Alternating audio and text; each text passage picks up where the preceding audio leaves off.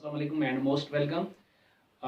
आज हम आपके क्लास में एक नया टॉपिक लेकर आए हैं, वो है रोलेट एक्ट।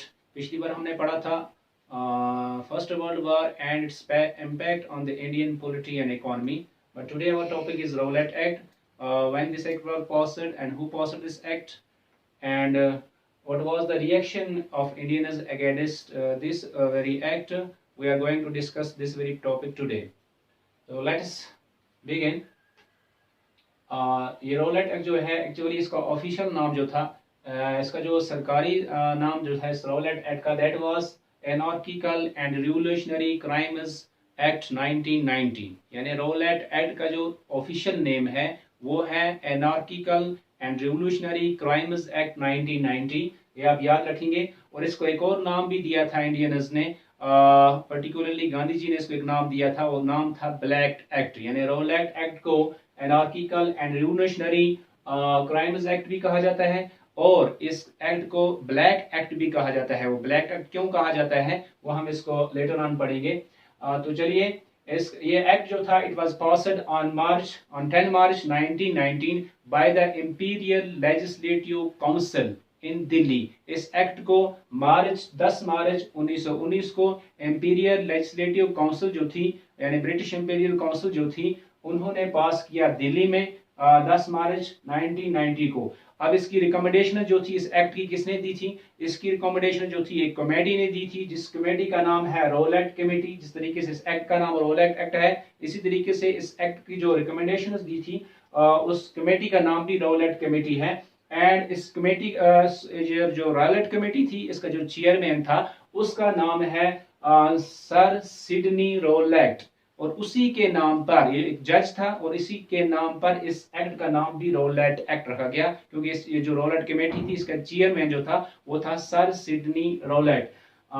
ये जो एक्ट जो था ये 10 मार्च 1919 को पास हुआ। और पास किसने किया? इंपीरियल लेजिस्लेटिव काउंसिल ने पास किया। और कहां पास किया? दिल्ली में पास किया। किसकी रिकमेंडेशन पर पास किया? ये पास किया गया था रोलेट कमेटी जो थी उसकी रिकमेंडेशंस पे पास किया गया इस एक्ट को। और इस रोलेट कमेटी का जो चेयरमैन था उसका नाम था सर सिडनी रोलेट। और इसी सर सिडनी रोलेट के नाम पर ही इस एक्ट का नाम रोलेट एक्ट रखा गया।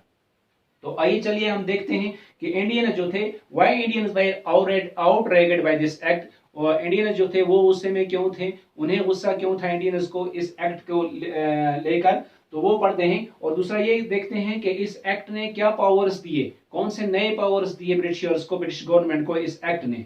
तो चलो देखते हैं। पहला पॉइंट इसका यह है कि this act authorized the government to arrest anybody involved in terrorist activities. ये एक्ट जो था इसने अथॉराइज किया गवर्नमेंट को कि वो किसी को भी अरेस्ट कर सकते हैं, जो भी ब्रिटिशर्स के खिलाफ जो एक्टिविटीज हो रही थी इंडिया में, जो भी उन एक्टिविटीज में मुलविस पाया जाता है, इन्वॉल्व पाया जाता है, उसको ये लोग जो हैं अरेस्ट कर सकते हैं, यानी ब्रिटिशर्स अरेस्ट कर सकते हैं। एंड डिटेन सच पीपल, और ऐसे लोग जो हैं उनको डिटेन कर सकते हैं अप टू 2 years। ये याद रखना इसका मेन पॉइंट है इस एक्ट का। यानी according to this act, the British government was authorized to arrest anybody involved in terrorist activities and to detain that very person for 2 years without any trial।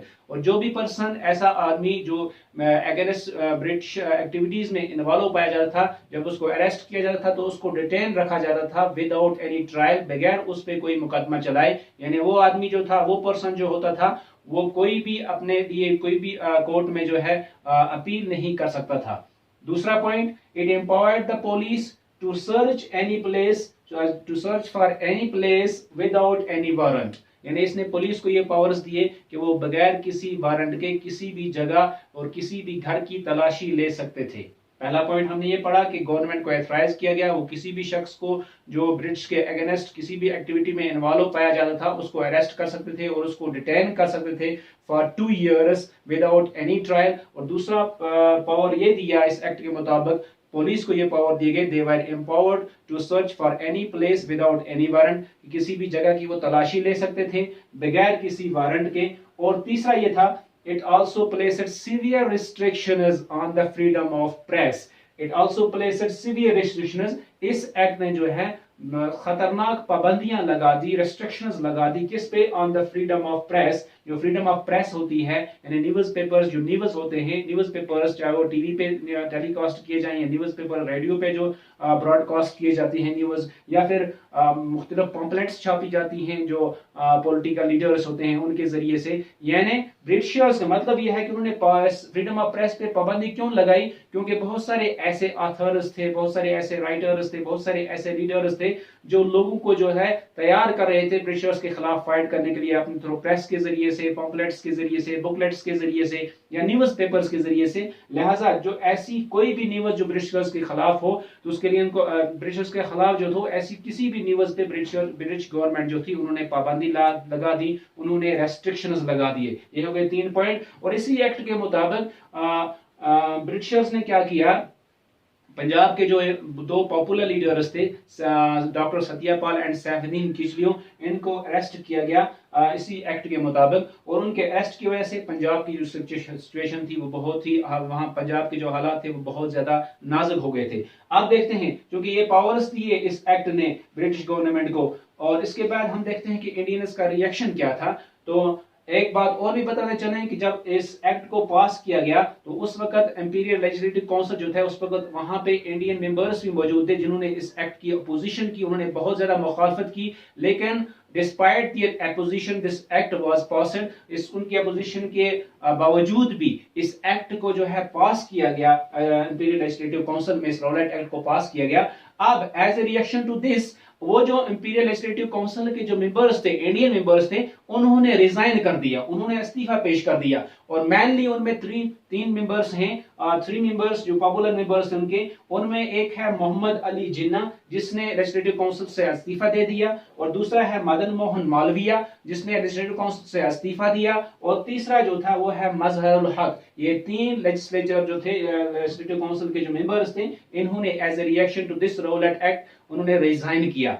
और इसके अलावा ऑन 6 अप्रैल 1919, 6 अप्रैल को nation wide हड़ताल was called, एक nation wide हड़ताल की call दी गई, nation wide पूरे मुल्क के अंदर हड़ताल की कॉल दी गई, और ये कॉल दी थी गांधी जी ने। और इस कॉल का जो है नाम दिया गया, इस कॉल को, हड़ताल वाज नेम्ड एज रॉलेट सत्याग्रह, इसको रॉलेट सत्याग्रह का नाम दिया गया इस हड़ताल को, जो हड़ताल गांधी जी ने जो है दी थी ऑन 6 अप्रैल। और इसके अलावा जो पंजाब के जो हालात खराब हुए because of the arrest of these 2 popular Congress जो लीडर्स थे, इनकी अरेस्ट की वजह से, और इस there became an alarming situation, और वहां पे सिचुएशन जो थी बहुत ही अलार्मिंग थी, बहुत ज्यादा नाजुक हालात थे वहां पे। तो इसलिए इन हालात को मद्देनजर रखते हुए ब्रिटिश गवर्नमेंट ने क्या किया? British government imposed martial law दिया, वहां पे मार्शल लॉ इम्पोज किया गया। मार्शल लॉ क्या होता है कि not more than 4 persons were allowed to assemble at a place, किसी जगह पे 4 से ज्यादा लोगों को एक जगह असेंबल होने की इजाजत नहीं थी। तो इंशाल्लाह दूसरे टॉपिक में हम दूसरा टॉपिक उठाएंगे और वो पढ़ेंगे। आज के लिए बस इतना ही।